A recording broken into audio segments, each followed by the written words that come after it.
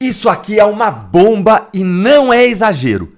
E eu pensei muito antes de fazer esse vídeo para dizer isto aqui para vocês. Eu pesquisei, eu chequei, mais até do que eu sempre faço, porque eu não queria e eu não quero e não vou exagerar em nada. Mas é a verdade, é uma bomba e eu vou provar nesse vídeo. Olha aí. E você, Petecão, por favor, não assine pedido de impeachment do Alexandre de Moraes, porque ele está garantindo a democracia. Quem deveria ter o impeachment são esses deputados e senadores que ficam tentando fazer greve para não permitir que funcione a Câmara e o Senado. Verdadeiros traidores da pátria. O Itamaraty chamou o encarregado de negócios da Embaixada dos Estados Unidos, Gabriel Escobar, para dar explicações sobre uma publicação feita ontem, com críticas ao ministro Alexandre de Moraes e ameaças a quem a embaixada chamou de aliados de Moraes. Escobar foi recebido pelo secretário interino do Itamaraty para a Europa e América do Norte, Flávio Goldman. O governo não se manifestou depois do encontro.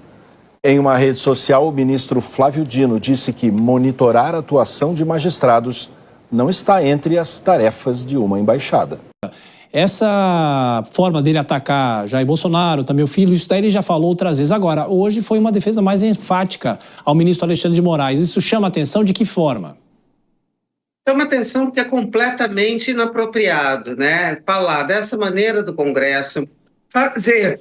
O presidente não é parlamentar, não é militante, não é candidato, é presidente da República. Num momento em que a República brasileira está sob ataque, está vivendo a economia, vivendo um risco crucial, a institucionalidade também ameaçada, não que vá haver alguma quebra, mas sendo testada, sendo confrontada. Então, um comportamento mais sóbrio do presidente, eu sei que seria pedir demais, mas seria muito mais adequado. Como pedir para alguém, um parlamentar, no palanque, além de tudo, não assinar isso ou aquilo, não fazer isso ou aquilo, presidente Lula, esticando a corda, viu que pode tirar bom proveito político dessa situação do tarifaço. Agora, se esticar demais essa corda, ela pode arrebentar. Se as pessoas começarem a rejeitar o uso dessa situação, que é uma situação dramática, e no lugar do presidente se empenhar por resolver, não, ele faz um aproveito palanqueiro, isso está muito evidente. Viajando pelo país, agora cada hora num lugar, falando que bem entende, aos gritos, dando lição nesse ou naquele, dizendo o que esse poder pode fazer, ironizando o parlamento, porque nós estamos tratando o que aconteceu essa semana no parlamento, também é de muita seriedade, é de muita gravidade, não é motivo de piada, não é motivo de ironia, não é motivo de lacração, é motivo de um exame detido, primeiro uma condenação, um exame detido do que está acontecendo, e não aos gritos no palanque. Achei profundamente inadequado. O Brasil não está, como país, buscando um caminho do diálogo, do entendimento, do esclarecimento. O Brasil está simplesmente vendo o governo federal utilizar essa ação do governo norte-americano para tentar capitalizar politicamente. E essa é a pior resposta que se pode dar num momento como esse, especialmente porque essas bravatas, esses simbolismos, como a primeira-dama com aquele traje ali, homenagem à Palestina, né, e indiretamente homenageando o Hamas diante da situação que os Estados Unidos se encontra ao lado de Israel, enfrentando um grupo terrorista que destruiu a faixa de Gaza, destruiu o Estado palestino, matou milhares de pessoas, assim como matou milhares de israelenses. Mas o governo brasileiro faz o quê? Acenos a esses terroristas. O governo brasileiro que manda representante festejar posse de um novo ditador do Irã. Governo brasileiro que fica aí pregando o fim do dólar como moeda de referência mundial. Governo brasileiro que vem dando todas as sinalizações que vai entregar o Brasil numa bandeja com uma maçãzinha na boca para a China. Então é óbvio que vai vir resposta dos Estados Unidos. Os Estados Unidos, diferente do Brasil, que é esse país que fica servindo de bobo da corte internacional, Estados Unidos leva a relação internacional, o comércio internacional a sério. Ou o Brasil se enquadra ou o Brasil será atropelado. não há alternativa a essa decisão que precisa ser feita pelo governo brasileiro. É assustador a incompetência, o descaso da diplomacia e do governo brasileiro em relação às tarifas norte-americanas. Todos os estadistas, primeiros ministros, presidentes, sentaram com o governo americano e negociaram as tarifas. O Brasil foi o único país que até o momento se recusou a negociar e continua explorando a divergência política dos Estados Unidos para tentar ganhar um pouco de popularidade como defensor da soberania nacional. Mas o que afeta o bolso do brasileiro, a vida das empresas no Brasil, é justamente esta incapacidade do governo brasileiro de negociar a redução dessas tarifas. Caniato, nós esperamos aqui no Brasil perder mais de 130 bilhões de reais em exportação para os Estados Unidos. Estamos colocando em risco mais de 110 mil empregos. E pior, ainda corremos um risco dos Estados Unidos aumentarem as tarifas em relação ao Brasil por falta de habilidade negocial. Ou seja, o governo tem de parar de explorar politicamente essa disputa com os Estados Unidos e focar de maneira objetiva e pragmática na discussão com o presidente Trump para reduzirmos as tarifas. O brasileiro não pode ficar pagando a conta das bravatas políticas do presidente da República. Alguns dias atrás, Lula disse em um comício na frente de uma claque que se o Donald Trump estiver trucando, ele vai gritar 6. O que o Lula não sabia é que o Donald Trump acaba de gritar 12 com 4 zaps na mão. Eu não costumo fazer vídeos longos. Talvez esse vai ser um pouco mais longo que o normal, mas eu te peço para que você assista até o final. Você não vai se arrepender. Esta é talvez a maior bomba que o Donald Trump está jogando contra não só Lula, mas contra todo o sistema que se apoderou desse narco-estado que se transformou o Brasil. Veio uma bomba para destruir todo o sistema. Mas antes, eu preciso contextualizar o porquê que o Trump acabou de fazer é uma bomba para o sistema brasileiro. Vamos ver isso aqui, ó. O PT tinha diálogo com nós cabuloso, preso do PCC grampeado. Ao longo da história, ficou inquestionável a aproximação do PT, da esquerda e de facções criminosas do narcotráfico. O PCC sendo uma das principais dela. O PT, o PCC e a morte de Daniel. Segundo Marcos Valério, a aproximação do partido com a organização criminosa começou nos anos 2000. Marcos Valério relata a relação do PT com o PCC. Aí vai, Moraes determina censura a reportagem sobre o suposto elogio de Marcola a Lula. Marcola, o chefe do PCC. E por que eu estou mostrando tudo isso? Por exemplo, visita da dama do tráfico no governo, do Comando Vermelho, o PT indo em áreas completamente dominadas pelo PCC, pelo Comando Vermelho, sem polícia nenhuma. Flávio Dino também entrando em área do Comando Vermelho. Visita do Lula à favela do Moinho, articulado com ONG ligada ao PCC. Por quê que de repente se tornou importante a aproximação do PCC, do PT e do sistema? O PCC hoje não é apenas aquele grupo de pessoas com fuzil na mão em áreas dominadas pelo narcotráfico. O PCC hoje tem advogado, tem procurador, tem deputado federal, deputados estaduais, vereadores, prefeitos, ministros e até mesmo figuras da mais alta cúpula do judiciário brasileiro. O PCC hoje domina o Estado do Brasil. Qual é a relevância disso? Vamos lá, agora eu trago para vocês isso aqui, ó. Brasil diz aos Estados Unidos não classificar PCC e Comando Vermelho como organizações terroristas. Os Estados Unidos veio aqui para avisar o governo brasileiro que eles estariam, a partir daquele momento, considerando o PCC e o Comando Vermelho como grupos terroristas. Eles passam a ser considerados como grupos terroristas. Qual é a relevância disso? Isso foi uma notícia, você deve ter visto, saiu em toda a imprensa, e aí o governo saiu em defesa do PCC e do Comando Vermelho. Lula mandou emissários falar com o governo americano, implorando para que eles não passassem a considerar o PCC e o Comando Vermelho como grupos terroristas.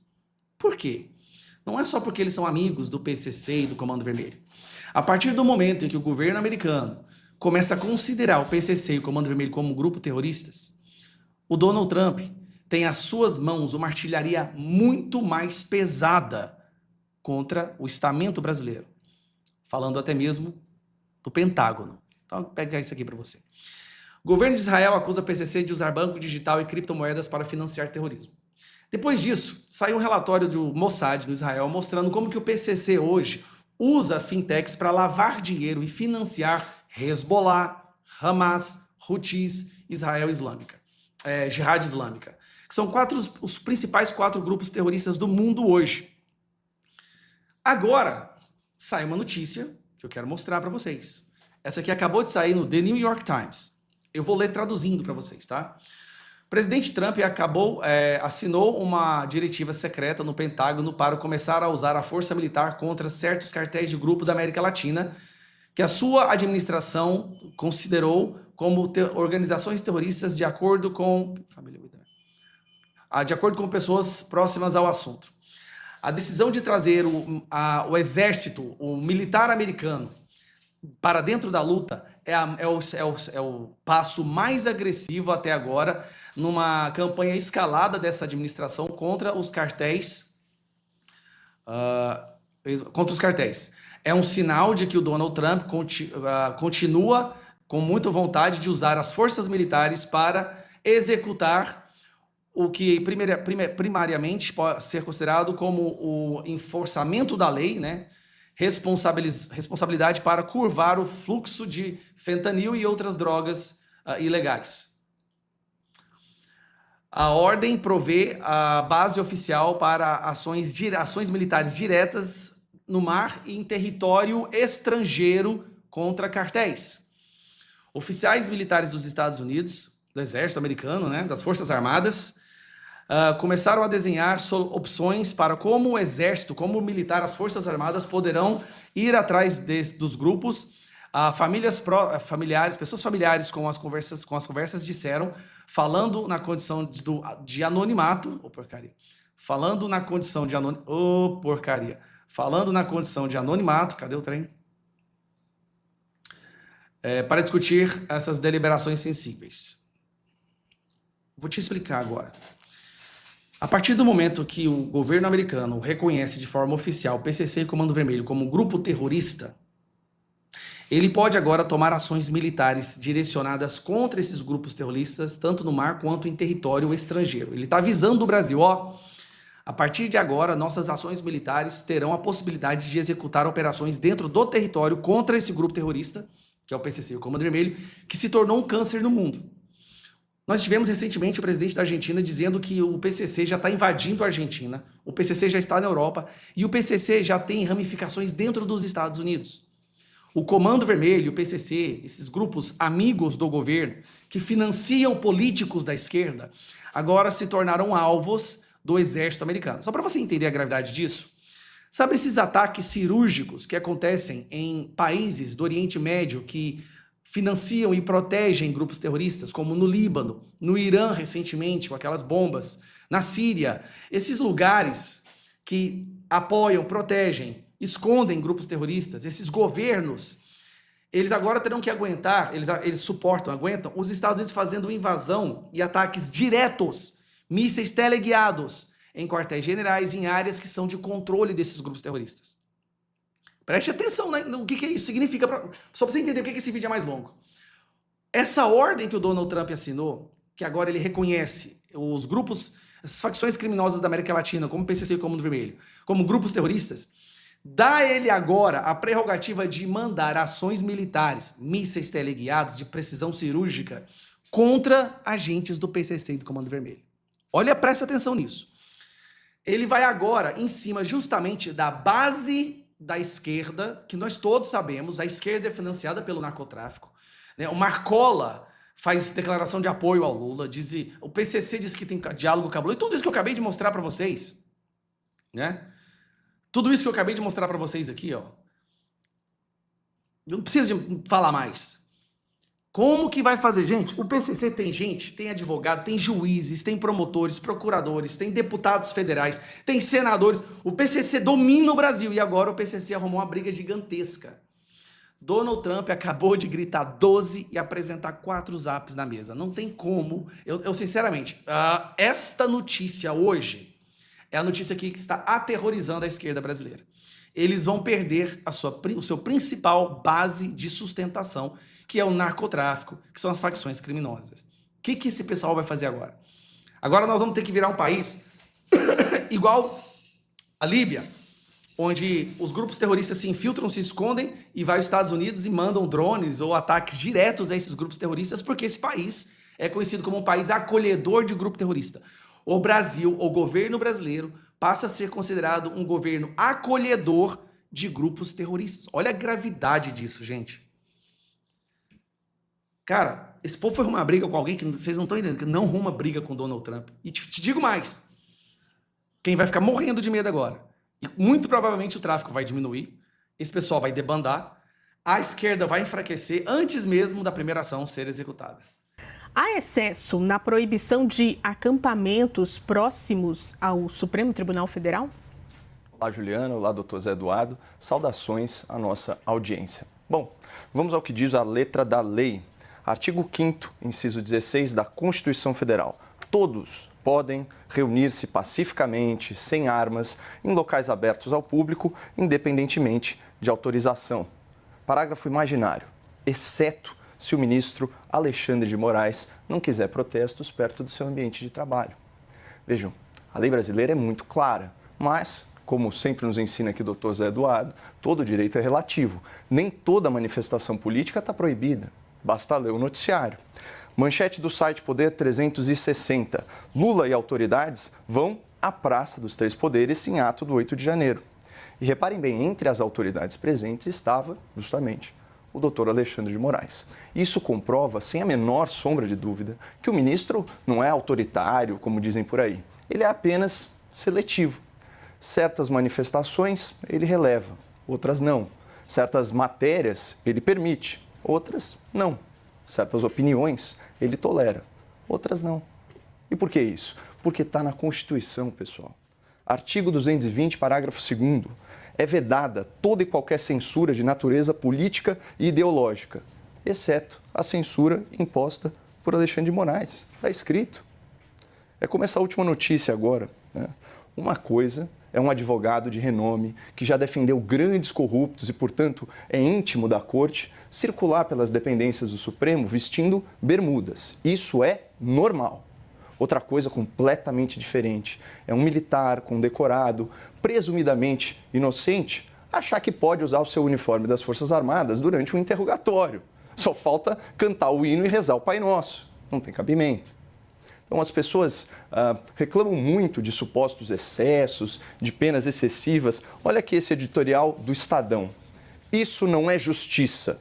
Moraes condena uma cidadã que nem sequer deveria ter sido julgada pelo STF a 14 anos de prisão por causa de uma pichação com batom num flagrante exagero que desmoraliza o judiciário. Exagero essa matéria.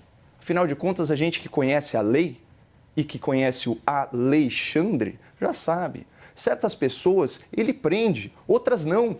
O ministro-chefe do Gabinete de Segurança Institucional do Lula, que voluntariamente abriu as portas do palácio para aqueles manifestantes, para os vândalos do 8 de janeiro, ele não foi nem investigado. Então, mais uma vez, não dá para falar em autoritarismo, mas é uma questão de equilíbrio. Algumas pessoas foram democraticamente poupadas, outras não. Teve um rapaz que ficou encarcerado por 6 meses, incluindo 10 dias numa solitária escura. Ele foi preso e denunciado por uma viagem que ele não fez, por uma reunião da qual ele não participou, por uma minuta que ele não escreveu. E tudo isso já está provado desde o início da investigação. Mesmo assim, ele continua respondendo ao processo em prisão domiciliar, impedido de dar entrevistas, censurado nas redes sociais e proibido de ser fotografado e gravado em público. E por que isso, pessoal? Mais uma vez, porque está na lei. Mais precisamente, no artigo 397 do Código de Processo Penal. Aspas, o juiz absolverá o réu desde que provada a inexistência do fato e provado que o réu não concorreu para a infração penal. Mas tem o parágrafo único, exceto se o Alexandre de Moraes cismar com ele. E quando ele cisma, Ju, é uma tragédia. Ouvir há excesso nessa proibição de acampamento próximo ao Supremo Tribunal Federal? Boa noite. Olá, Juliana. Olá, Caio. Em primeiro lugar, nós não estamos discutindo aqui propriamente liberdade de manifestação. Ninguém proibiu a manifestação. O que se proibiu é a manifestação naquele local específico. Pode fazer a mesma manifestação em outros locais. Então, vamos colocar nos devidos lugares a questão. Segundo ponto, isso pode? Claro que pode. Aliás, é bem comum. Por quê? Embora a Constituição diga que eu tenho liberdade para fazer manifestações onde efetivamente eu o deseje, desde que sejam locais públicos, sempre se interpretou isso dentro da ideia de que direito tem limites, como lembrou o Caio. Ou seja, eu posso, por exemplo, fazer uma manifestação no entorno de um hospital, de maneira a impedir que ambulâncias entrem? Não, a polícia pode simplesmente dizer, não, aqui não. Aqui você não pode fazer. Claro, porque está comprometendo outros interesses, outros valores que são igualmente importantes. Ou seja, os direitos que estão consagrados na Constituição não devem se contrapor a outros direitos. Então, eu tenho que proporcionalmente estabelecer um limite. Aqui você não pode fazer essa manifestação, mas em outro lugar você pode. Tem sido muito comum ao longo dos tempos, e portanto não há nenhuma novidade nisso, você proibir certas manifestações em certos locais. Por exemplo, eu me recordo que quando o Papa esteve no Brasil, havia um movimento que queria fechar a rua, impedindo o Papa de passar.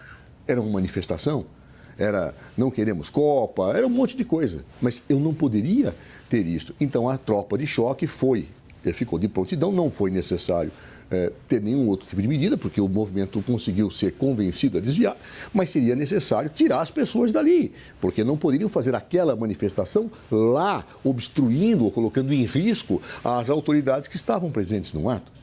Ou seja, na Praça dos Três Poderes é possível manifestações? Sim, sempre foi feito manifestações, até que exista risco.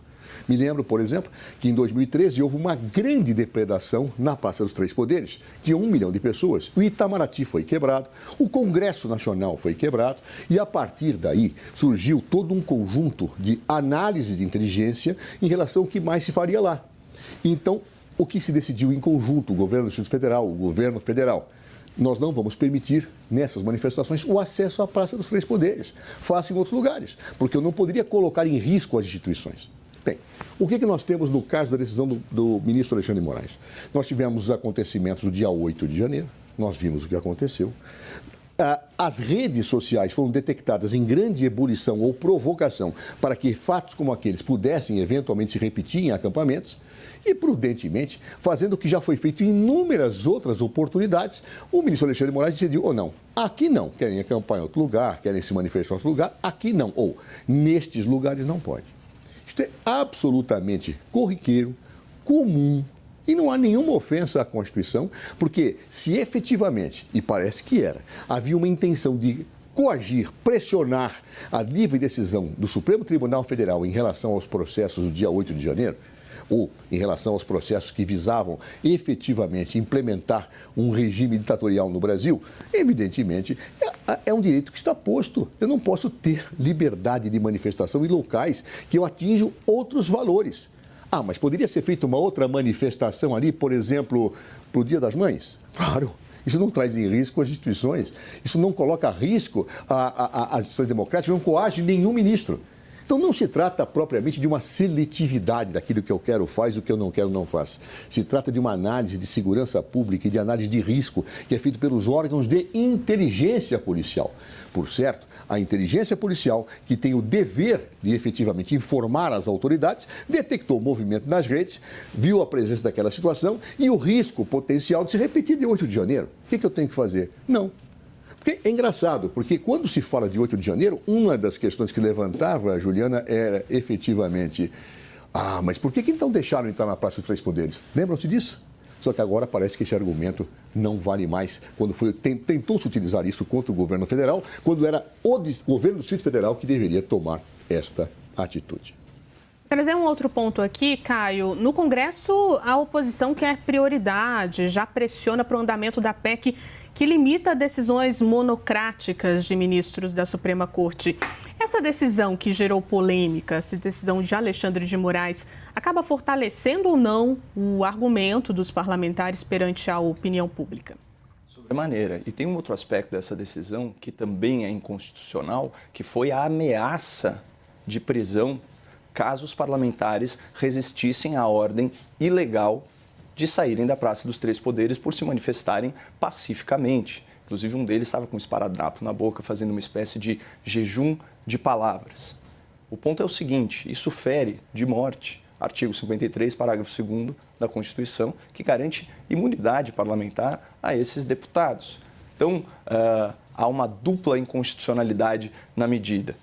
Eu queria também pontuar que como o G. Dias, o ministro-chefe do GSI, à época, aquele que abriu as portas para os manifestantes e vândalos, chegou até a servir água, para quem ocupou aí o prédio público, ele foi ouvido.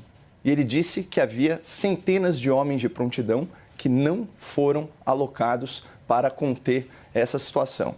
Esse é o primeiro ponto. O segundo diz respeito à inteligência instantânea, que tão logo foi montado o acampamento, já removeu os parlamentares. E a gente sempre olha com certa reserva, depois que a Folha de São Paulo publicou matéria dizendo que o ministro relator escolhia os alvos e depois, por meio de assessores, buscava as provas ou a fumaça de provas ou forjava provas para tentar incriminá-los. Isso daí é de domínio público. Então a gente sempre vê isso com um certo grão de sal. Outra coisa, as pessoas envolvidas não têm absolutamente nada a ver com o 8 de janeiro.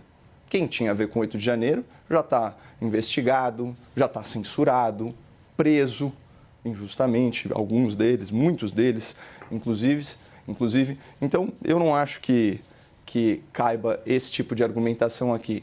E, finalmente, eu deixo vocês com a opinião do presidente da República, o Lula da Silva. Em 2023, ele removeu as grades ali da Praça dos Três Poderes e ele alegou o seguinte, aspas, se eu quisesse cercar o povo, não permitir que ele faça protesto, não tem sentido a democracia. Significa que quem faz coisa errada tem medo. Fecha aspas. Então essa é a visão do senhor Lula da Silva para aquelas pessoas que impedem aí a livre manifestação, a manifestação pacífica e agora até pegando emprestado um argumento do ministro Luiz Fux, doutor Zé Eduardo, não há que se falar em coação a juízes, porque o Supremo Tribunal, nas suas próprias palavras, opera de forma absolutamente independente. E não vai ser uma manifestação na porta do tribunal que vai coagir um juiz de direito a atuar ou deixar de atuar de uma determinada forma. Então, esse é outro ponto. Agora, o ministro Alexandre de Moraes, ele vem colecionando uma série, são sucessivos abusos, inclusive a ponto dos maiores periódicos da imprensa nacional, finalmente abandonarem essa unanimidade, essa narrativa hegemônica e passarem a criticar mais ativamente. Ou seja, não é só a PEC que ganha força, Ju, é a ideia de impeachment do senhor Alexandre de Moraes, que tem muito apoio popular e que já está mobilizando aí a opinião pública.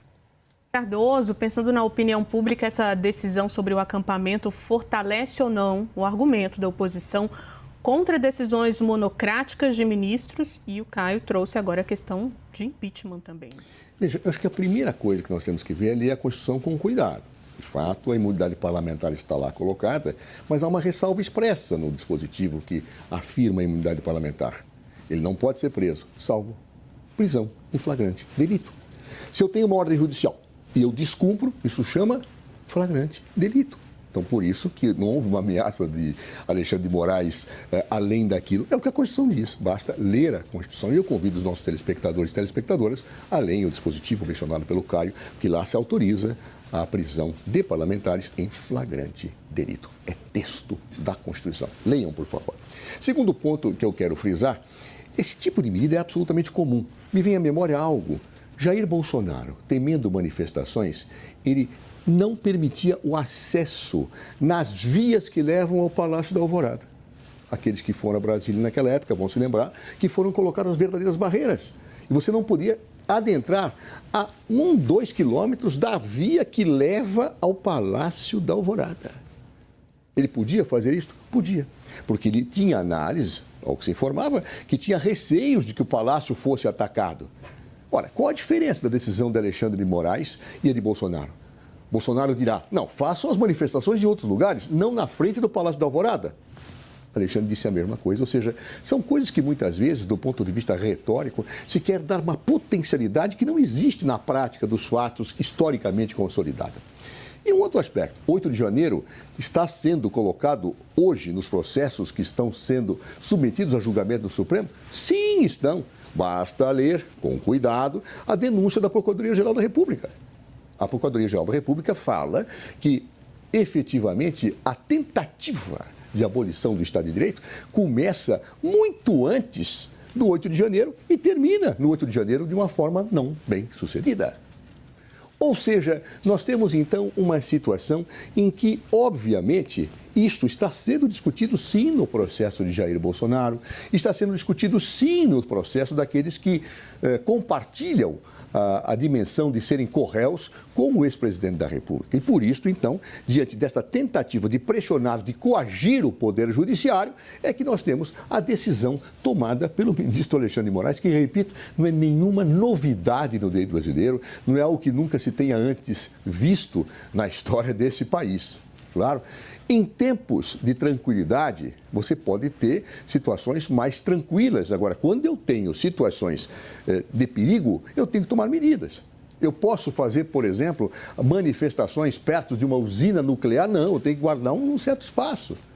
É assim que as coisas se colocam. Eu me lembro, por exemplo, na Copa do Mundo, nós tivemos que criar perímetros em que as pessoas não poderiam efetivamente fazer manifestações para proteger as próprias pessoas que iam aos estádios. Isso era erro? Não, não é erro. Então, portanto, este argumento, respondendo à pergunta da Juliana, é totalmente, me permita a expressão, estapafúrdio, não tem guarida na Constituição, não tem guarida na vida administrativa e não tem guarida na lógica daquilo que é necessário para o exercício do chamado poder de polícia, que, por definição, é o poder que limita a propriedade e limita a liberdade das pessoas. Juliana, 5 segundos, por favor. 5 segundos. Congresso Nacional não poderão ser presos salvo em flagrante de crime inafiançável. Portanto, crimes hediondos, contra a vida, narcoterrorismo e tortura.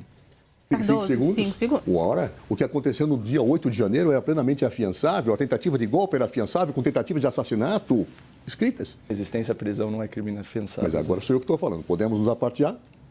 Se puder apartear, eu o apartearei na próxima. O que eu quero dizer é que resistência à ordem de prisão, ela é sim um delito que pode ensejar prisão se está se planejando um delito que pode ensejar situações daquela como a abolição do Estado de Direito. Parecia óbvio, são situações absolutamente conexas e justificáveis. É só registrar que é com muita tristeza que eu ouvi aqui que protestar contra perseguições judiciais e em nome da democracia se tornou crime inafiançável no Brasil. Mas vamos lá. Quando o eleitor olha para o mundo, certo? Ele vê que os novos tigres asiáticos, portanto, Indonésia, Filipinas, qual outro país que estava também, agora me fugiu a cabeça, mas ele pega também a União Europeia, suas dezenas de países, o caso da Argentina, nosso país vizinho, conseguiu uma negociação muito favorável, o Japão. Então, grandes blocos econômicos que têm sim os seus antagonismos com os Estados Unidos da América, já negociaram as suas tarifas de uma forma favorável. Nós estamos para trás dessa fila. E o presidente Lula coleciona uma série de bravatas, não apenas em relação aos Estados Unidos da América, ao dólar, mas ao próprio Donald Trump. Ele se referiu a ele como uma nova forma de nazismo. Então é natural que exista uma animosidade. E o que era de se imaginar é que o presidente fosse abrir canais comerciais de diálogo. E o que nós percebemos aí com a eclosão dessa crise é que o governo brasileiro não conversava com o nosso segundo maior parceiro comercial. E as pessoas perceberam isso. Não adianta querer botar a culpa nos Estados Unidos da América, que estão simplesmente brigando pelos seus interesses soberanos. Não é do interesse dos Estados Unidos da América que exista um país aqui no Cone Sul, uma das 10 maiores economias do mundo, atacando o dólar, dando apoio militar ou subsidiando economicamente países que estão em guerra, como Irã e Rússia, inclusive com oposição dos Estados Unidos. Então, é elementar. Você trata aliados, Ju, como aliados, e você trata adversários como adversários. O Lula quer se colocar como um adversário e ter o privilégio do aliado. As pessoas vão ter muita facilidade de entender isso e colocar a responsabilidade aonde ela pertence. No mesmo momento que a turma da CNN conta que Eduardo Bolsonaro foi chamado para uma reunião. Eduardo Bolsonaro e o jornalista Paulo Figueiredo foram chamados pelo governo dos Estados Unidos para mais uma rodada de reuniões presidenciais em Washington, com autoridades e auxiliares de Donald Trump. Os encontros estão marcados para quarta e quinta-feira da semana que vem. E qual que é o assunto? Eles foram chamados para atualizar a situação política, a situação jurídica aqui do Brasil. Os dois, vale lembrar, não estão participando diretamente da discussão sobre o tarifaço de 50% imposto por Donald Trump a produtos brasileiros. Mas pode ser que esse assunto entre também em pauta. Pois é, né? E eu fiquei muito feliz. Ontem, Eduardo Bolsonaro postou um vídeo onde ele faz assim, ele testa os seus comentários sobre Mike Pence. O que mostra que Eduardo, ele tá atento. Ele não só fala sobre isso, como Eduardo também postou um vídeo mais curto, onde ele fala sobre a Vaza Jato, Vaza Toga 2.0. Então, a parte 2, né? Então você vê que Eduardo, ele tá por dentro do que se passa no país. Possivelmente, né? Eduardo vai levar essas informações pra turma lá fora. E eu acho que até a questão da Vaza Toga facilita, que acho que o Schellenberger já escreveu muita coisa em inglês, né? Então já faz muito mais sentido. Você tem um jornalista americano comentando sobre o assunto. Vamos ver, né? Vamos ver. Não acho que o pessoal vai sair da reunião já batendo martelo, que a coisa não funciona assim, né, gente? Mas eu acho que talvez... Tô falando como quem tá observando de longe. Como quem tá observando de longe, pensando como funcionam reuniões. Então, se você tem coisa 2 dias, não faz sentido você chegar, ter uma reunião na quarta, começa a falar algumas coisas, sabendo que vai se encontrar também na quinta, e você já sai na quarta-feira já tem uma decisão. Eu acho que não faz sentido. Na quinta, ainda acho improvável. Eu acho que o pessoal deve conversar, deve amadurecer. Normalmente ocorre assim nas empresas. Aí na outra semana, talvez... Quem sabe aí tenhamos uma semana muito movimentada, muito aquecida. Ontem saíram algumas coisas curiosas também que envolvem Forças Armadas, não brasileiras, mas americanas. A Veja deu destaque dizendo: Trump deu ordem secreta para exército usar força militar contra cartéis na América Latina. E o Trump tá falando do Maduro. E o Trump aumentou a recompensa para quem falar onde que o Maduro tá. Aí você já vê aqui no subtítulo, ó, a decisão do Trump cria uma base oficial para a possibilidade de operações militares diretas em solo estrangeiro. Ele basicamente criou um arcabouço jurídico que permite operações que o pessoal desejar. Tá ali, ó. A decisão cria uma base oficial para a possibilidade de operações militares diretas em solo estrangeiro. Autoridades militares dos Estados Unidos, segundo o The New York Times, já começaram a elaborar opções sobre como os militares poderiam perseguir os grupos. Qualquer ação levanta questões legais, sobretudo em relação, né, a tirar a vida de cidadãos de outros países por forças americanas. Olha lá, soberania. Soberania para defender os cartéis, né? Falando de um do Brasil aí. Mas a gente pode até falar, né? Porque, segundo o valor econômico, Trump mobiliza Pentágono por contra o narcotráfico e surpreende o governo brasileiro. Não sei porque o governo brasileiro está surpreendido. No entanto, no Itamaraty, no Ministério da Defesa, ainda que não se descarte qualquer desfecho, a avaliação é de que, por mais desmedido que Trump esteja, a máquina de conflito americana não vai se deixar mover por seus desvaneios. Bom, falando que o Trump ia vencer, o Trump não venceu. Que o Eduardo não tinha força, o Eduardo tem. Que não ia ter tarifa, teve tarifa. Que não ia ter perda de visto, teve perda de visto. Que não ia ter sanção, teve sanção. Agora eu tô falando, não vai ter nenhuma ação. Pronto. E olhando as últimas previsões e análises do Itamaraty, a grande tendência é que vai ter alguma coisa. Porque o que o Itamaraty fala acontece o contrário. Espero que não, né? O mercado financeiro não deveria minimizar a ordem do Trump, pois a medida certa ao ir além do campo militar. Essa mesma ordem do Trump e essas movimentações que vêm sendo feitas, lembre que, inclusive, vieram representantes dos Estados Unidos ao Brasil, conversar com a Ministério da Defesa e tudo mais, sobre a questão de como lidar com o PCC. Ainda está falando sobre isso. Ao classificar cartéis como organizações que tocam o terror, os Estados Unidos elevam o nível de exigência para qualquer operação ligada a setores sensíveis, mesmo no mercado formal. Isso pode alcançar bancos, fundos, exportadores, cadeias logísticas, com algum grau de exposição a fluxos suspeitos. Pode significar triagem mais rigorosa, cruzamento de dados com listas de sanção, bloqueios preventivos e exigência de auditorias e rastreabilidade. Vou pegar esse final, que dá para entender muito bem. Exigência de auditorias e rastreabilidade. Pensa o seguinte: o governo americano via esses grupos como simplesmente criminosos. Agora vê realmente como organizações que tocam terror. Aí o que é que ele pensa? Olha, o Brasil, antigamente, quando a gente quando alguém, sei lá, comprava ou vendia algum produto, quando saía lá do Porto de Santos, a gente dizia só algumas notas fiscais.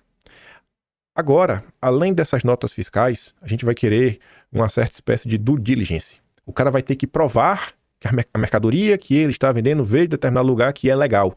Pensa naquela lei europeia que o agro brasileiro tem que provar que a carne não está vindo de áreas desmatadas. Então, isso pode acontecer. O que, querendo ou não, já começa a encarecer, né, toda a cadeia logística e no final do dia o próprio mercado brasileiro fica menos competitivo, porque fica mais caro para você exportar, fora a questão das tarifas. Então, a partir do momento que você começa a apontar que determinados países possuem organizações que atuam à revelia da lei e que precisa pegar duro com eles, todo o arcabouço, né, de leis e tratos e coisas entre um país e outro pode começar a ficar, né, muito mais rigoroso. E, por exemplo, falando da turma do mercado, né, eles não deveriam achar que isso é brincadeira.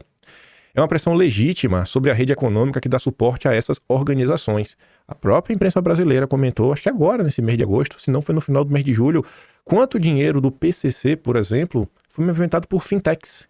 PCC e Comando Vermelho. Aí você pode aumentar, né, a rigorosidade desse dinheiro, o rigor. O efeito menos óbvio está na cadeia de suporte. Portos, terminais e operadores logísticos associados a rotas de maior risco podem ter seguros e fretes reprecificados ou negados. Além disso, fundos e seguradoras estrangeiras podem redesenhar carteiras para evitar setores sujeitos a maior escrutínio, provocando saída silenciosa de capital sem que haja uma única sanção formal. Não tem nenhum tipo de sanção brasileira nem nada, nenhuma punição. Mas você começa a fazer um escrutínio tão grande que começa a ficar caro demais e o setor deixa de ser vantajoso, o pessoal começa a tirar o dinheiro. Mas a Faria Lima olha para tudo que se passa no Brasil como uma simples questão comercial que você não pode deixar a questão política, né, impregnar. A indústria do café avalia triangular exportação com outros países para vender aos Estados Unidos, para tentar correr, né, por fora da questão da tarifa. Infelizmente, para a indústria do café é mais fácil montar contratos e operações para escapar da sobretaxa de 50% do que encarar o problema real. O Brasil passou a ser visto como uma jurisdição tóxica por causa da crise institucional. O empresariado brasileiro, em vez de tentar resolver a questão do país, não, vai montar uma mega operação. Isso pode até garantir vendas no curto prazo, mas não muda a leitura de risco lá fora. Pelo contrário, reforça a impressão de que o país prefere inventar atalhos comerciais em vez de resolver o que tirou a confiança dos parceiros. Caso o setor privado não admita que instabilidade política e insegurança jurídica pesam no custo de acesso a mercados estratégicos, vai continuar gastando tempo e dinheiro para contornar um problema que só cresce. Enfim, vamos ver o que essa semana, né, nos aguarda. Possivelmente, né? Mas eu não sei, porque em julho saiu a notícia falando que o ideal era não comentar muito dos pormenores, mas sempre acaba tendo uma fofoquinha, né?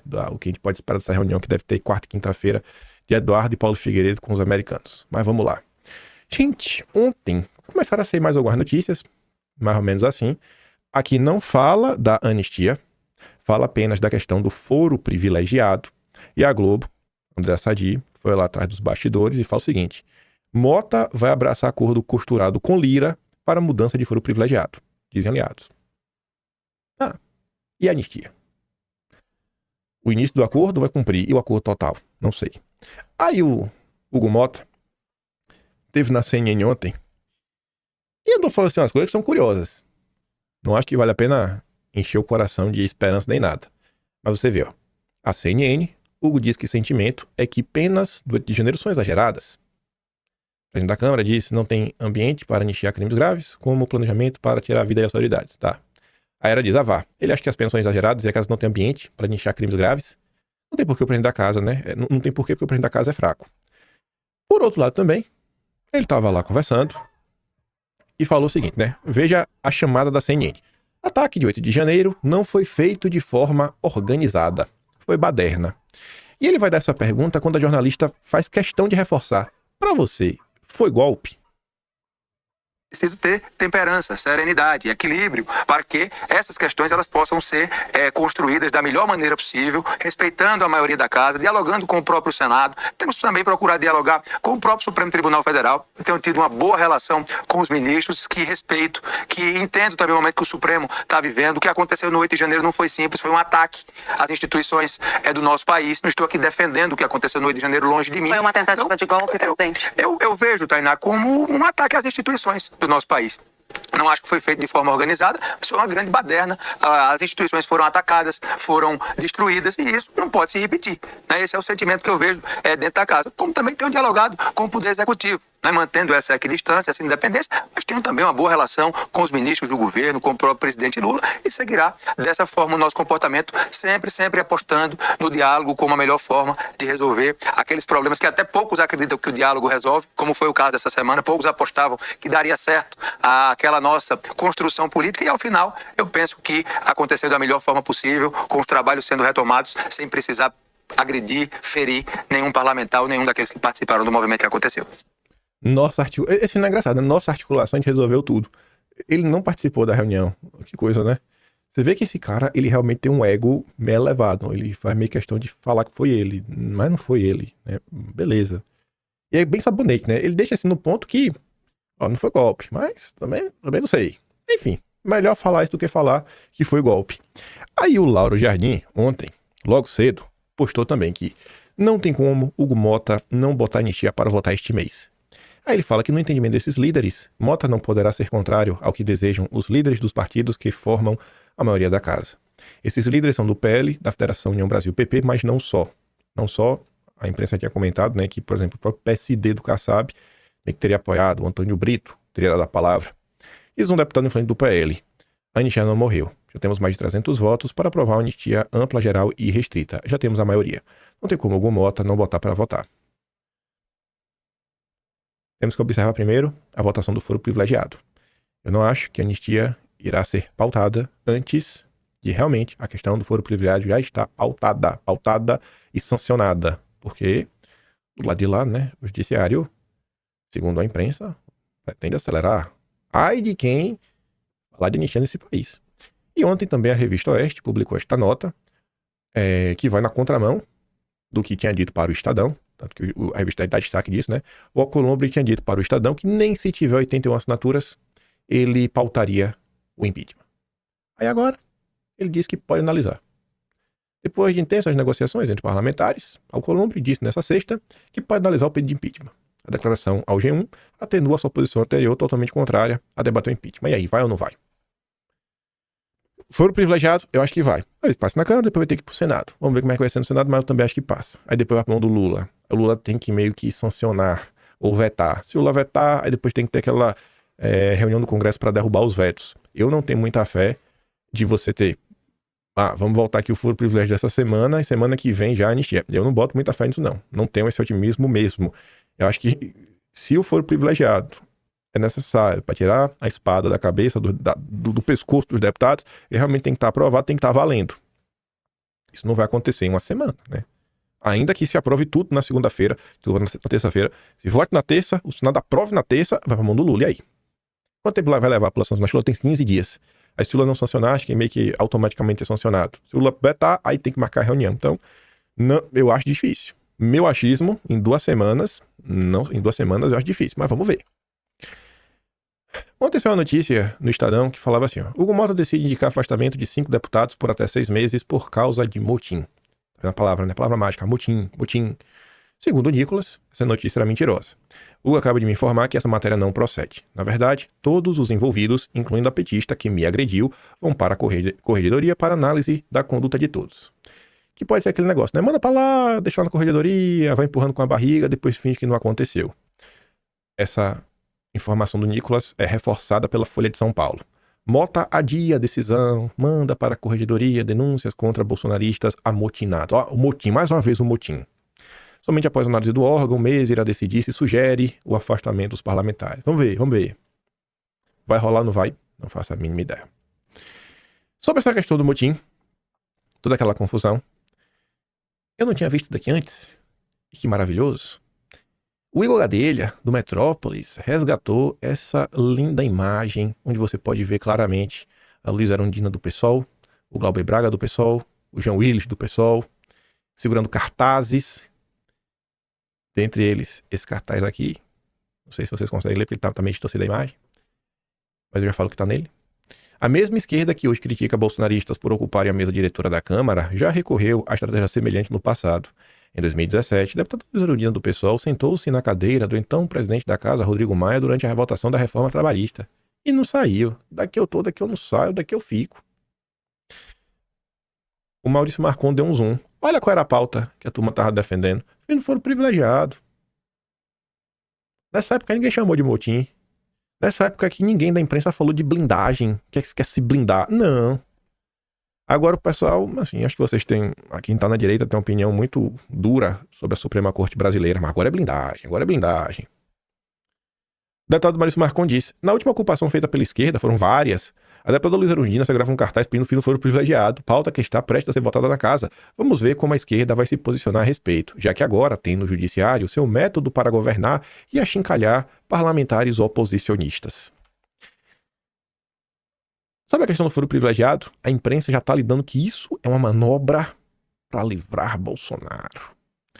Mas independente disso, a matéria é curiosa. Saiu na Globo ontem. Ala do Supremo vê impacto zero de eventual mudança no foro privilegiado sob caso Bolsonaro. Ala do Supremo. E a Pamela deu um destaque que eu acho que faz muito sentido. Tô gostando de ver a mudança no editorial. Parabéns. Antes, falaria no geral.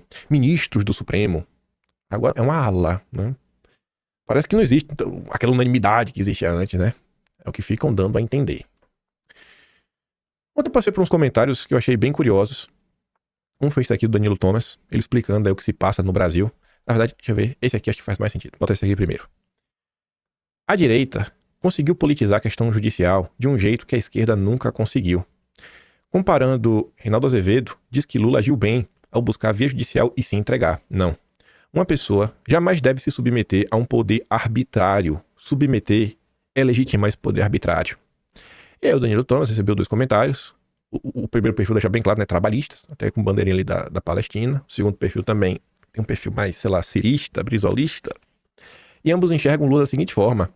A submissão do Lula era parte do acordo para voltar depois. Todos cumpriram sua parte. E outro diz a mesma coisa. Essa submissão garantiu sua soltura posterior. Segue o jogo. E aí, quando você olha por que a esquerda se transformou, aí o Danilo Thomas fala o seguinte. Houvesse boa ciência política no Brasil, estudo sério, realmente entender os fenômenos, se estudaria o arco ideológico da esquerda na Nova República, de força progressista a força reacionária. E o que é que ele quer falar com isso? Aspas. Não tem como ser uma força reacionária. E ele fala, tem sim, como qualquer grupo político. O Danilo Thomas não vai traçar ser reacionário como ser conservador, ser de direita. Tudo depende de como você se comporta frente às circunstâncias. E aqui ele explica. Como uma força política que nasce da oposição à ditadura torna-se ela mesma uma força baseada no recrudescimento de penas, na censura, na perseguição judicial e no fortalecimento do Estado perante o cidadão. É isso que ele está tentando falar. Como que a esquerda saiu de opositora da ditadura para a ditadura? Diante desse fenômeno. Eu acho que está fácil de entender que são seus agentes. Mas tem realmente assim, uma linha do tempo, com os principais pontos, seria algo interessante para ser feito, né? Mas que, obviamente, nenhum dos cientistas políticos brasileiros, as universidades vão fazer, porque todos, né, sentam no colo do Lula. Nosso companheiro da tropa também, Castanho, fala o seguinte: Monark perdeu a conta por entrevistar o argentino que falava das urnas. Mulher de 25 anos está oficialmente exilada na Europa por chamar a pessoa eleita de homem, uma feminista, inclusive. Bolsonaro sem postar em rede social. Quem diz que o Brasil não tem censura é um tremendo canalha. Esse fenômeno não é majoritário, mas as pessoas vêm abrindo os olhos para o que se passa no país. E aí, no âmbito destas confusões, inclusive no Congresso, a gente comentou ontem sobre a matéria, saiu até no Metrópolis, do Valdemar e todo o seu empenho em sabotar as coisas, em jogar contra. Essa daqui da CNN não vai falar do Valdemar ainda, mas vocês vão entender porque eu já estou falando do Valdemar. Escute isto daqui. Olha, vamos agora com mais uma apuração. O deputado federal Eduardo Bolsonaro disse que avalia sair do Partido Liberal, o PL. Ele não está satisfeito com a legenda e me disse que já deixou a percepção clara ao presidente do partido, Valdemar Costa Neto. Segundo o deputado, a saída pode ser avaliada até o mês de março do ano que vem, quando acontece justamente aquela janela para poder fazer troca de partido. Eduardo Bolsonaro disse que pretende colocar alguns projetos em prática, mas que não tem apoio da legenda. Um desses projetos é um incentivo a brasileiros que vivem fora do Brasil a tirarem o título de eleitor. Eduardo está nos Estados Unidos desde março e não tem data definida para retornar ao Brasil. A CNN entrou em contato com Valdemar Costa Neto, presidente do Partido Liberal, e aguarda uma resposta. Será que é verdade? Gente, ó, o Léo, esse belo rapaz de olhos azuis, Até aqui pra você ver esse cara aqui, ó. Tá ruim. Eu mando lá no Telegram. O vídeo de ontem do Polon que eu falei que ia mandar no Telegram, eu só mandei de madrugada. Nas últimas horas aí. Então me perdoe mesmo. Me passei. Minha família tá aqui, né? Eu terminei de fazer o vídeo, fui lá ficar com eles, aí esqueci. Me perdoe, perdão meu. Mas eu mandei lá o vídeo do Polon. Corra lá e assista. Assim, o Léo é o cara da direita lá na CNN. Tanto que a maior parte do tempo que Bolsonaro conseguiu entrevistas pra CNN é pro Léo, Leonardo Magalhães. Então, eu acho que ele realmente conversou com o Eduardo Bolsonaro. Tanto que, aí vocês vão entender porque eu falei do Valdemar e da questão da notícia do Metrópolis, que a gente comentou no vídeo ontem. Eduardo Bolsonaro, que deu entrevista para a Bela Megali, anteontem. Eduardo Bolsonaro se irrita com Valdemar e consolida plano de deixar o PL. Saiu mais um portal. Eu gostei dessa nota. E até já vocês vão entender porque eu gostei. Eduardo consolidou seu plano de deixar o PL até 2026. E mais, o deputado federal pretende estimular a saída de parlamentares bolsonaristas da sigla para outras legendas e esvaziar o partido. O motivo central é insatisfação com o Valdemar Costa Neto. O último episódio da descontentamento em relação com a paralisação da Câmara e do Senado pela bancada bolsonarista. Chegou a Eduardo a informação que Valdemar era contra a medida. O site Metrópolis, a gente comentou isso ontem, publicou uma reportagem destacando que Valdemar não concordou com a estratégia de impedir o funcionamento das duas casas. Aliados, Eduardo faz a leitura de que Valdemar faz jogo duplo com a família Bolsonaro, com gestos públicos a favor, mas nos bastidores, trabalhando contra eles. A avaliação do filho do ex-presidente é que Valdemar tem interesse em ver Bolsonaro fraco e até preso. Por quê? Porque aí Bolsonaro ficaria muito mais dependente do PL e ficaria muito mais difícil tomar decisões independentes. Isso daqui talvez seja a parte mais importante de toda a matéria. Eu não gostei dessa matéria porque Eduardo vai sair do PL, não vai sair. Mas, gente, é o que eu falo pra vocês. Se coloque como ser humano na posição de Bolsonaro. Cara, por mais forte que você seja, é difícil você não ficar suscetível a algum tipo de pressão. É todo mundo falando que tu vai se lascar, que tu vai se dar mal, que tu tem que fazer alguma coisa, que tu não pode errar, que você tem que escolher o candidato certo, que se você não escolher o candidato certo, o Lula vai vencer e mais do que tu vai ficar preso para sempre, que tu pode até morrer na prisão. Tu já pensou que é dormir e acordar com uma enxurrada de gente falando isso? E quando são pessoas diferentes, tu começa a ficar na dúvida aí. Será que essas... Porque até todo mundo também tá ao redor, todo mundo fica preocupado. Quando tua mãe tá doente, quando teu pai tá doente, tu fica 100% frio calculista? Ou tu começa a ficar preocupado? Aquela coisa que, se fosse contigo, tu respirava 2 vezes antes de pensar em comprar, mas dentro da situação fala, cara, não, compra aí, vai, compra aí, porque meu pai... É assim que acontece. Então, eu não acho que Eduardo tá errado ao pensar isso, não. Pro PL, pro Valdemar, quanto mais emparedado o Bolsonaro tiver, quanto menos margem de manobra o Bolsonaro tiver, melhor pro Valdemar. Que aí tudo ele pode ficar fazendo terror psicológico, né? Ah, Bolsonaro, e vai lá e tentar influenciar no rumo das coisas. E aí a matéria continua. Essa parte aí, essa aqui foi a que eu mais gostei, né? Aquela mais importante, mas essa que eu mais gostei. Eduardo tem acompanhado os passos de Valdemar, assim como de quem? Dudu da Lima, aliado de primeira hora do Manda-Chuva, o miserável, o sabotador oficial da República. Eduardo atribui à dupla parte do material contra ele que foi disseminado nas redes sociais. Fora o que é pautado na própria imprensa, né? Aliados de Bolsonaro, todas aquelas notas, né? Gente, aquelas notas criticando Eduardo, né? Em torno do PL, cúpula do PL, lideranças do PL. Quem é que pauta a imprensa? Duda Lima conseguiu descolar pra ele. Quando ele quer. Quando ele quer, ele leva Valdemar da Globo News. Quando ele quer, ele mesmo é entrevistado na CNN. Quando ele quer, ele mesmo é entrevistado no Roda Viva. Por que o Duda Lima não faz isso pela direita? Pelos parlamentares do PL? Porque não quer. Porque a única coisa que o Valdemar e o Duda Lima querem dos bolsonaristas são os votos. E acabou. Esse é o Duda Lima. Ele botou a coleirinha no Valdemar. Outro pessoal até fez um meme disso, adorei. Aliás, de Valdemar afirmam que a aparição do Congresso não é uma forma de atuação que o presidente do partido está acostumado. Mas alegam que ele respeitou a decisão da bancada e depois elogiou a atuação publicamente. É filho bonito, todo mundo quer ser o pai, né, Valdemar? Ao ler a notícia, Valdemar relatou a assessores, não chegou nada aqui. Quanta bobagem, referindo-se às queixas de Eduardo. Chegou nada. Nenhuma queixa, Valdemar. Eita, Valdemar que tá mentiroso, hein? Esse Valdemar é mentiroso demais, meu Deus do céu. Mas vamos lá. Vamos falar de tretas e confusões. Não é nem pra colocar isso aqui. Esqueci totalmente. Isso aqui era pra estar no tema mais à frente. Mas, já que já tá aqui, sequência de eventos. Sai nota que Bolsonaro pode não apoiar Tarcísio e o governo Trump está melhor do Bolsonaro para a rodada de reuniões em Washington, a fim de atualizar a situação política e jurídica do Brasil. Parece que o recado de Trump é claro. Quer Bolsonaro elegível. Seria isso? Isso aqui era pra estar lá atrás, né? Enfim. Mas vamos lá. Eu evito. Tinha tanto assunto pra gente comentar, mas tem horas que não dá pra entrar nas tretinhas. Ainda mais quando são tretinhas requentadas. O mão mole voltou nas últimas horas ao lado da sua companheira Angélica. Essa grande dupla dinâmica, que agora estão competindo com a Patrícia Leles para ver quem é que distorce mais a realidade. Lá foram ele resgatar mais uma vez, requentar mais uma vez a história onde eu estaria apoiando Hugo Mota e mais. Agora eles me ameaçam que vão me dar exposit. Mostrar quem me paga, quem está por trás de mim. E cobrando por coisas que eu já fiz, como sempre. Aquele padrão, você não vai falar sobre isso? Né? Dos bandidos que te pagam? Da prisão da Polícia Federal? Eu falei, minha nossa, de novo essa história. Ai, gente, será que dá uma canseira algumas coisas? A turma de sempre, né? Quem não sabe quem é, o senhor Flávio Azambuja, nome artístico Flávio Morgenstern.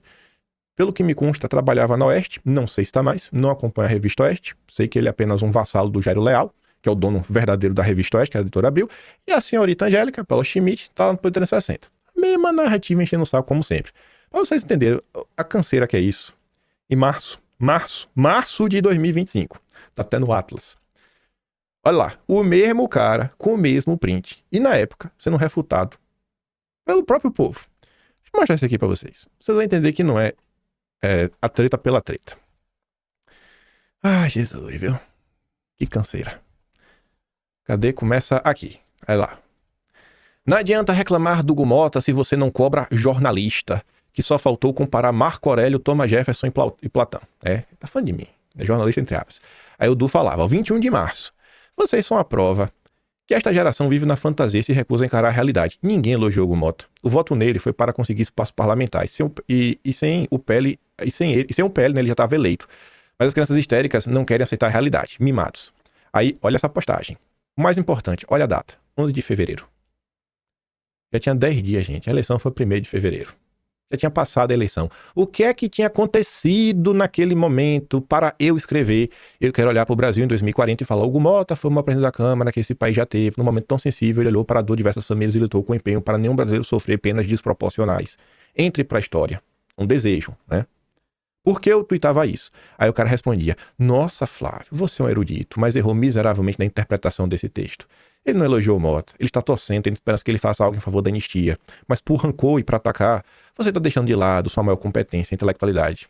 Eu acho que vocês superestimam, gente, pessoas na direita que dizem que leem livros. A pessoa cita 2, 3, você, olha essa grande mente. Grande mente pelo quê, senhor? Ai, meu Deus, velho. Aí lá, ó. Fato é fato e você vive na mentira, por ser lobotomizado por propaganda todo dia. Vai lá, fica assistindo o print e se achar informado. Só nunca questione os interesses por trás. Sempre os interesses. Quem me paga? Quem me financia, hein? Mas me prometeram que agora vai. Ah, um extra, né? Isso que eu já falei certa vez, repito. O Flávio Azambuja, certa vez falando comigo, não por telefone, né? Conversando. Falou que eu seria processado. Ele saiu espalhando nos diversos grupos de WhatsApp da direita que eu falei que mulheres são cadelas. O grande comentarista da Revista Oeste. Vocês acham isso bacana, gente? Você acha que isso aí é assim, na luta de boxe, você acha que esse é um soco normal, é um jab ou é um golpe baixo? Você acha que é justo esse tipo de luta? Mas é o que a direita faz contra mim. Mas eu não posso reclamar, né? Porque senão eu divido a direita. Eu tô até agora esperando esse processo que eu ia tomar, viu? Tô até agora esperando. O mão mole tá demais. Aí o Du falou, irmão, se quer fazer uma denúncia contra o Kim, tudo bem, irmão. Traz argumento aí, prova, né? Fala aí quais são esses interesses por trás. Mas nesse print que você compartilhou, ele não elogiou o Mota, e você sabe disso. Se você não apresentar provas e ficar atacando e espantar, ele tá parecendo perseguição, né? E melindre. Já que você é cego, faça-me um favor também e não me enxergue. Beleza. Aí só pra vocês verem na época, né? Do que será que se tratava, velho? O meu tweet na época. Ó, você vê aqui a postagem, né? 21 de março, vou até atualizar. Quem sabe faz ao vivo, atualiza aí, deixa eu tentar carregar, pronto, carregou. Aqui tá a postagem do Du, né? Rebatendo ele. Aí na época, ó, a desonestidade intelectual é uma estratégia da esquerda. Alunos do Olavo aprenderam bem a lição, colocando na prática. Quando o ser humano se considera tão inteligente que se torna um imbecil, não é elogio de admiração, seu energúmeno, é um incentivo, apelar para que o cara reflita. Deixa eu ver. Não é muito difícil separar um elogio de um desejo de boa gestão. Olha isso, ó. Eu nem sou fã do Kim, nem assisto ele diariamente, mas PQP, bicho. É por conta de desonestidade assim e de gente como você que eu fico do lado dele. Esse comentário aqui do Eduardo é exatamente o que me motivou a fazer aquele tweet.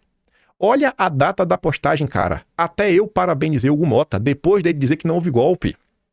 Dias antes, o Hugo Mota deu entrevista para uma rádio falando que o Rio de Janeiro não foi golpe. É apenas uma postagem reforçando. Tá entendendo? E agora a turma requentou. Requentou. Quem requentou foi a Angélica. A Angélica veio requentar. A Angélica tá demais. Ela não superou o fato que eu mostrei que ela não entende o básico de como funcionam as comissões, né, no Brasil e na Câmara. Mas vamos voltar.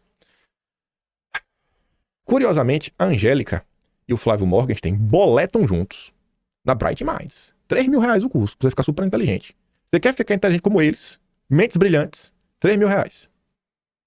Né? Não sei quanto, não tem interesse oculto aqui. Eles são mentes brilhantes, eu não. Né? Aqui é coisa que você vê de junho, que o pessoal comenta nas redes sociais, né? É curioso, todo mundo que me critica por mesma coisa, tá todo mundo boletando. E eu aqui, né, recebendo dinheiro da Rússia, do Dugin, do Arthur. Manter esse print na mente, né? Dias atrás, vocês veem, eu não posso falar do Partido Novo, né? Não posso falar do Deltinha, que a turma entra em campo. E eu acho isso muito curioso. Você vê, ó, eu falava, se Daniela Lima gritar fora Lula e defender o Deltinha, já o Partido Novo arruma um bico pra ela nas mídias de direita. Porque é isso que acontece hoje em dia. As mídias de direita estão de joelhos pro Partido Novo. É muito fácil de prestar atenção nisso daí. É só ver quem vai, sabe? Os parlamentares, convidados, são filiados ou não, como eles abordam esse assunto. Quem tem olho já percebeu há muito tempo. Aí o cara tá ali, né? Meu Deus, que retardado monomaníaco. Deve ser muito orgânico ter um comportamento desses. Pois é, eu não posso falar do Partido Novo. Aí a amiga dela trouxe ontem essa grande denúncia. O cagão do Kim Paninho me bloqueou. Bloqueei dias atrás, quando você começou a fazer postagens que eu sou pago por pessoas, que o Carlos Bolsonaro me paga.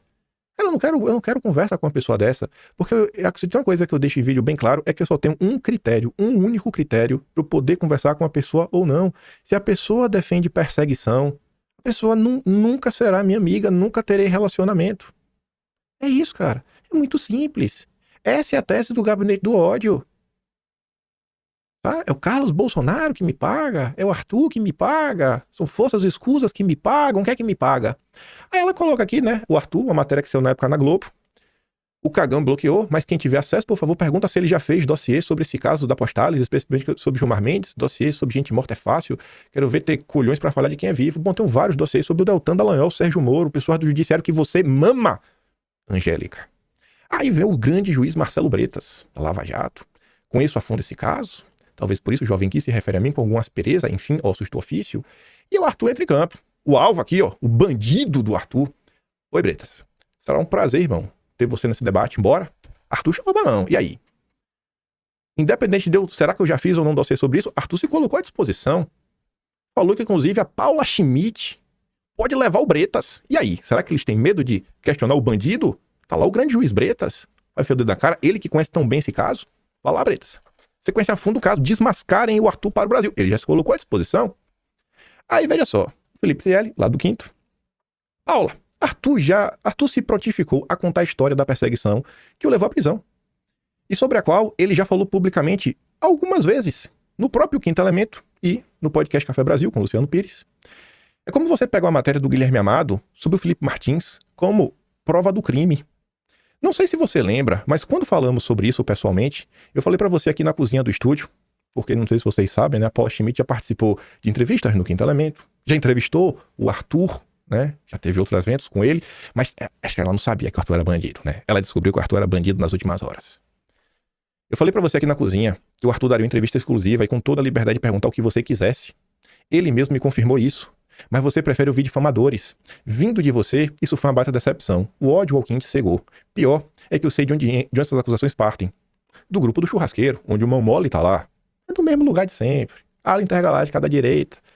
Mais uma vez insisto, faça a sua investigação, ao invés de dar ouvidos a invejosos e difamadores. E o Arthur reforça, a hora que ela quiser. Que ela quer fazer na Revista Oeste, chama aí. Do Poder 360. Qualquer lugar, irmão. A bancada que ela quiser. Vamos ver se tem jornalismo nisso. Tá aí. Aos meus grandes difamadores, a pessoa se colocou na pista, não fugiu da sabatina de vocês, falou qualquer pergunta, leve o Bretas, leve o Deltan também junto, vê se o cara é bandido. Não vai fazer dossiê sobre isso. Parece que sou eu ali, né? Parece. Tem 2 horas ali de conversa, conversando sobre o tema. E que eu tenho alguma obrigação de fazer? Eu teria a obrigação de fazer isso. Se o Arthur me pagasse, aí eu fazia um dossiê para defendê-lo. Simples assim. Aí o Grilo diz, né? Confesso que, à primeira vista, quando começaram com a exposição do Arthur, fiquei com o pé atrás. Porém, quando soube que no passado ele tinha um projeto em andamento para uma nova bolsa, eu imaginei o que tinha acontecido. E sem conhecer o relato completo desse vídeo, de que passou pela máquina moedora de carne do sistema, que só assisti hoje, sistema financeiro, mídia, política, órgãos regulatórios, judiciário, recomendo que assista um vídeo completo como funciona a parte dessa máquina e por que certos setores precisam ser incomodados para que mudanças profundas aconteçam no Brasil. Estamos num conflito, não é nada bonito. Link completo, colocou lá. Assiste lá, velho. Aí eu fico de cara, porque essas coisas começam na rede social e eu vou deixando. Essa difamação não começa agora. Ela foi até no Ricardo Feltrin, no mês passado, até um mês. Passou os últimos 15 minutos difamando, mandaram na época. Eu falei, não, velho, deixa lá. Fica até quieto. Só que a coisa vai crescendo. Na hora eu perco a paciência. Quando eu perco a paciência, eu tenho que rebater. Aí veio só isso daqui, ó, que também teve no mesmo caminho.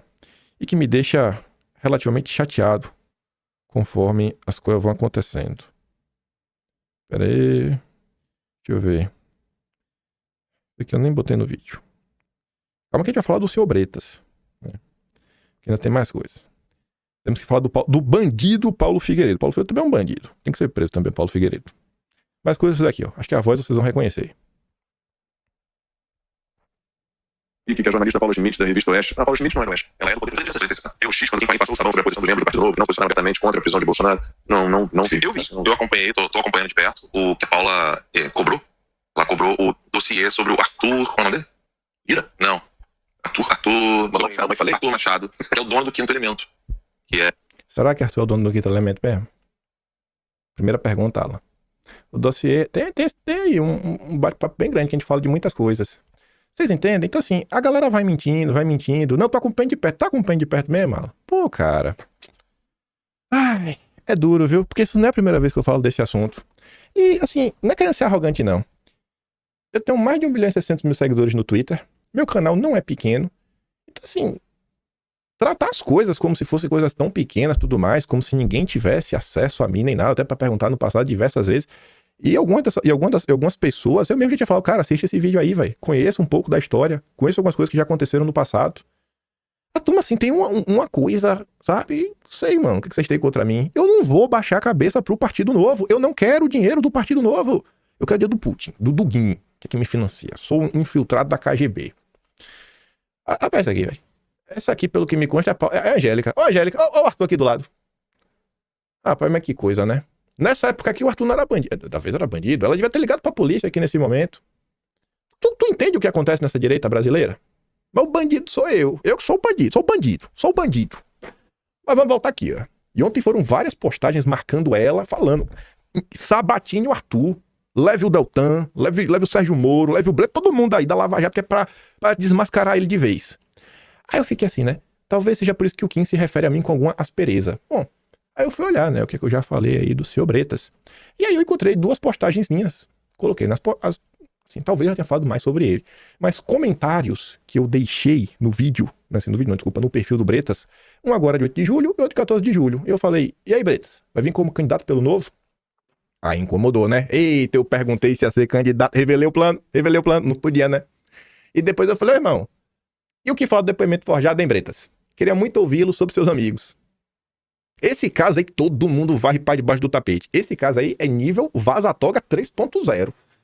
É Vaza-Toga 4.0. Modo Super Saiyajin. Ninguém fala desse caso, cara. É surreal como a direita, a capacho do Partido Novo, varre isso para debaixo do tapete. É surreal. Surreal, né? Será que é porque essa Érica Amarena, que leva lá no governo do Bolsonaro, lá do COAF e outras confusões? Boa pergunta, né? Mas eu falo do Bretas. A gente fala também do Arthur dessas tretas e da direita brasileira. 3 de junho desse ano agora. Bretas já foi o maioral do Rio, mandava e desmandava. Agia à margem da lei e achava que estava acima dela. Todos os jornais levantavam a sua bola.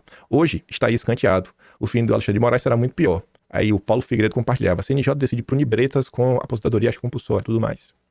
Lembrando que o Paulo Figueiredo também foi preso, né? É um bandido igual Arthur.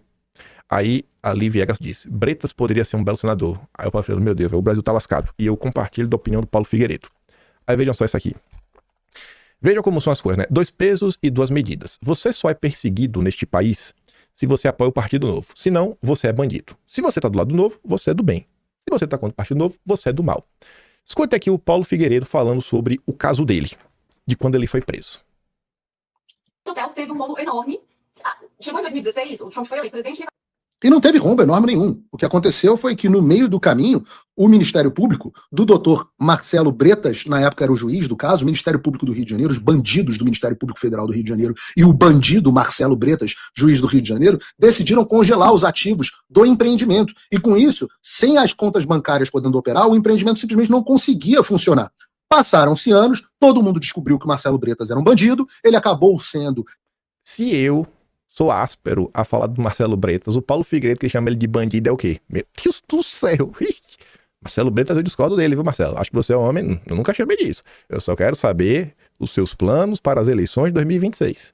Retirado da posição de juiz e agora está sendo retirado da OAB, mas os danos causados por ele ao empreendimento nunca foram plenamente recuperados, porque você imagina, você não consegue pagar os credores, porque suas contas bancárias estão bloqueadas, você não consegue fazer investimento, na época tiveram dificuldade de fechar uma nova bandeira, e essa é uma história importante que seja passada limpa agora. Aí calma, aí vem a parte 2. Para depois, qual foi o resultado? Depois decidiram pelo trancamento da ação penal. Só para explicar para vocês o que é trancamento. Trancamento foi a mesma coisa que fizeram na ação do Arthur. Da ação penal.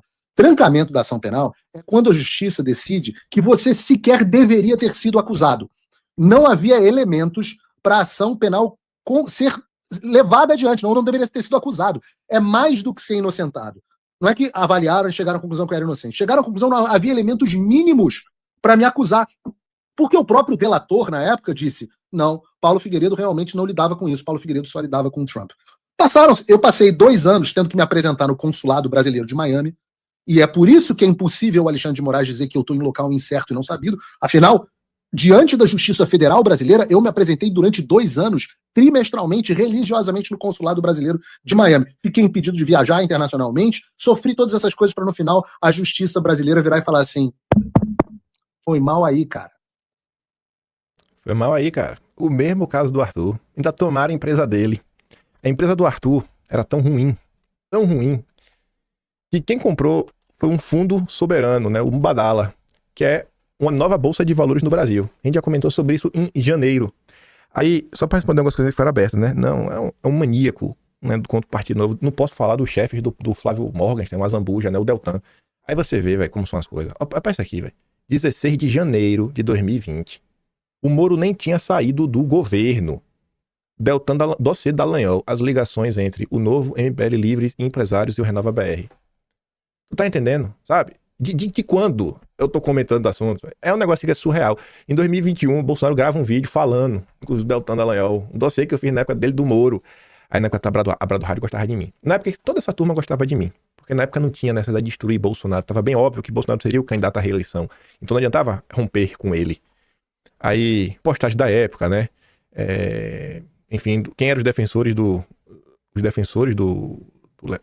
Deltan, né? E quem falava mal do Deltan. Na época, inclusive, o Lando Gil falava mal do Deltan.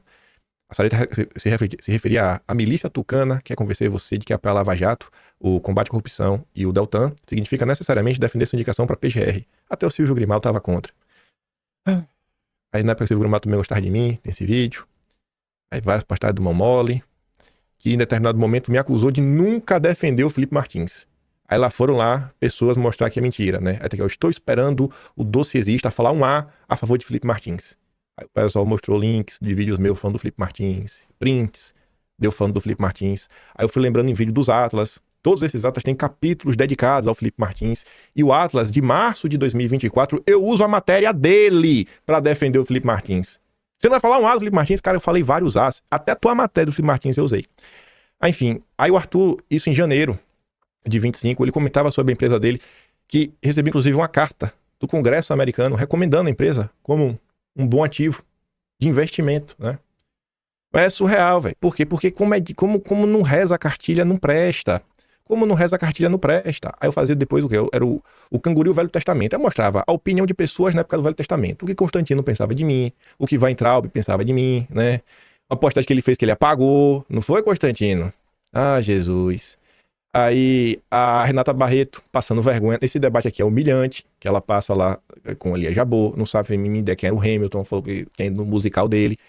Aí compartilha mais uma vez a questão do Arthur. Aí quando alguém tenta falar, cara, fala assim, irmão, isso é barca furada, véio, a história não é bem assim. Não, a história é furada. A história é furada. Quem não reza a cartilha liberal é bandido. O Kim Paim é bandido. O Arthur é bandido. O Quinto Elemento é bandido. Todo mundo é bandido, pô. Todo mundo é bandido. Todo mundo é bandido. Bom só eles. Sabe? Ai, é de doer, viu, velho? É de doer. É de doer. Aqui porque eu dei um RT foi lá da Chilique. Pois é. Constantino me ataca, inventa coisa tipo isso daqui, ó. Sujeito passa o dia detonando conservadores e liberais, recusa-se a emitir uma só crítica ao Alexandre e o Supremo. Vibra com a vitória da Alcolumbre. Eu vibrei. Aí o cara tá aqui, ó. É a agenda do dono dele. Pronto. É difamação atrás de difamação, mas eu registrei pra posteridade, pra lembrar. Lá atrás, as difamações, né? Cadê? Eu tenho um meme lindo aqui que fizeram. Olha eu sendo enrabado. Estou sendo enrabado pelo centrão de duas cabeças. Pronto. Tá vendo, né, como são as coisas, né? E aí de mim que eu não posso rebater, não. Tenho que ficar calado. Aí esse dia foi muito louco. Fui atacado por ir no Brasil Grande, pelo Rodolfo Loreto. Aí eu falei, irmão, vai lá ouvir o que eu falei. O que é que eu falei lá? Deixa eu ver se eu botei aqui. Eu coloquei. Esse recorde aqui, eu tô defendendo o Terça Livre. Foi fundado pelo Rodolfo Loreto. O cara nem parou pra ver o que eu tava falando, porque ele achou que eu tava falando. Eu não podia participar disso aqui, não. Ah, Jesus, velho. É de doer. Aí eu acabei ganhando até Não, esse aqui foi de janeiro? Não, esse outro aqui foi de fevereiro. Fevereiro de 2025, foi mal. Eu acabei até ganhando o iBash aí, no meio dessa confusão. Enfim, né? Me perdoe aí. A gente pode estar comentando de outros assuntos, mas é tanta gente falando tanta coisa que vez eu tenho que rebater, né? Passa a semana toda apanhando, tirar um diazinho pra gente rebater uma galera, né? Prometo não voltar. Dá mais uns 2 meses aí, deixar eles me batendo por 2 meses. 2 meses apanhando, aí eu volto. Falo um vídeo de novo. Eu não posso, tenho que apanhar calado. Ah, meu Deus do céu, velho. Não vou apoiar o Partido Novo. Não adianta. Já tentaram de tudo. Já botaram pra eu ter uma funicol com o Christian Lobauer, que tá presidindo o Partido Novo de São Paulo. Vou ler uma coisa. Já viu o Girão me ligar mais de uma vez, Godu. Vai passar 3 horas no telefone, de falar. Não vai, velho. Mas não vai. Não adianta. Não adianta. Sabe? Ai. E é isso, velho. E o canal não muda nada, não dá porcaria nenhuma. Só meti um clickbait no início pra todo mundo ficar assim, aí, isso aí, vai continuar aqui, dia sim, dia também. Vocês querem brigar, velho? Eu gosto de brigar, então a gente briga também. Brigamos. Não... Tem uma coisa, que sem querer ser arrogante também, algumas pessoas até já me falaram isso também, de reconhecer. Querendo ou não, gente, o meu canal, aos trancos e barrancos, eu não cheguei aqui sozinho, óbvio. Até quem aparece em vídeo me ajudou a chegar aqui, me apresentando coisas, me ajudando, né? Seja postagens que eu vou trazendo, que eu vou lendo, que eu acho relevante. Poxa, coisas que eu vejo vou trazendo, que, pô, isso aqui é bacana. Mas se a pessoa não fizesse, eu não tinha talvez material pra falar em vídeo. Mas o meu canal, assim, eu crio ele, aí o Lilo Vlog compartilha o vídeo. O primeiro vídeo que foi sobre política, foi o 4º vídeo desse canal. Aí eu chego a quase 1000 seguidores. Esse pra mim foi o compartilhamento mais importante de todos. Se o Lilo não tivesse compartilhado já no primeiro dia ali, primeiro vídeo, primeira tentativa, eu não sei se eu teria continuado. Aí o canal foi crescendo devagarinho, chegou em 1000 e pouco. O ClickTime compartilhou, o Mário Fagundes me descobriu. Virou meu amigo, o Mário Fagundes, na época tinha um canal de 40 mil inscritos. A gente começou a fazer umas coisinhas e o canal foi crescendo. E de lá pra cá, cara, não teve apoio de nenhuma grande mídia, nenhum grande nome. Foi, sabe assim, crescimento constante. Olha, 8 mil, 10 mil, coisa. Quando cheguei em 20 mil, teve meu primeiro cancelamento. Na época era o Fernando Melo, do Conexão em Política. Falou 1001 coisas. No dia do meu aniversário, eu bati 20 mil, ele me cancelou, aí caiu por 19 e pouco. Naquela época eu olhava números. Hoje eu não olho mais, porque me dá ansiedade. Aí depois foi crescendo, paulatinamente, no mês de janeiro, fevereiro, março. Aí quando cheguei em abril, chega mais ou menos a 100 mil seguidores. Sem compartilhamento de ninguém, recomendação de ninguém. Aí quando o caso do Moro vem e roda, aí... Não pode falar de ninguém, não. Aí o professor Olavo me descobriu no último... 31 de dezembro de 2019. Não, ele fez uma postagem no dia 1º de janeiro de 2020. 1º de janeiro me agradecendo, me dando feliz ano novo. Ganhei. Eu falei, rapaz, esse ano é meu. Esse ano é meu. Já foi. Então, até hoje, eu print salvo, lá no Facebook. Aí foi crescendo, de lá pra cá. Aí o Moro saiu, ganhei vários seguidores. Falando tudo que eu queria falar e não falava, pra não dividir a direita. Aí pulou quase 400 mil, depois foi crescendo, 500, 600. Aí quando tava de 600, aí teve uma vez que foi uma atacada, aí foi uma atacada de uns 100 mil seguidores. Que é aquele vídeo de Bolsonaro de 2021. Não assistam esse vídeo e compartilhem. Pegou mais de 1 milhão de visualizações. É o vídeo acho mais visto, não sei se tem outro, mas eu acho, eu não olho os números mesmo. Talvez seja o vídeo mais visto do canal. Por causa da época. E foi. Você me vê ainda pra algum lugar? Você me vê mais ainda em canal pequeno. Que me chama, eu vou na maior boa vontade. Do que? Conversar com os bambambãs da direita aqui? Pra mim, eu tô cagando pra eles também. Assim, eu cheguei aqui, irmão, sem dever nada pra ninguém. Não vou bater continência pra vocês. Não quero fazer parte do clubinho do livro. Lá atrás, não aceitei, nem quis, na verdade, tem interesse lá da livraria do Silvio Grimado. Davi não tem interesse também. Não vou entrar pra patota. Me cancela. Eu vou voltar aqui amanhã. E é isso aí. Não devo satisfação pra nenhum de vocês. Seguirei batendo no Partido Novo. E aí, se você acha que eu sou bandido do mar, vai lá, dá expose, entra com processo e chama lá o Arthur, pô. Chama pra entrevista. O cara já se colocou na mesa. Não, ele não escolhe quem que vai sabatiná-lo. Chama aí. Vocês têm convicção que ele é bandido? Aproveita e chama o Paulo Figueiredo também. Chama logo os dois, bota logo os dois na cadeia de novo. Vou mandar o vídeo. Tem um vídeo pra mandar hoje? Dos que eu me dei play, acho que nenhum foi muito interessante nem nada. Se tiver, eu vou olhar aqui de novo, mando lá no Telegram.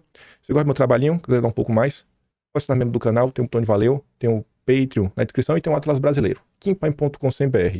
O único registro da história do Brasil de janeiro de 2003 pra cá. Ninguém mais fez, né? Ninguém mais fez. Coube ao louco, com a artia do Zap. Minha mãe, Gabriela Teixuga e a Mari fazer. Tamo aí. Grande beijo e abraço, tamo juntos. Vejo vocês amanhã. Fui!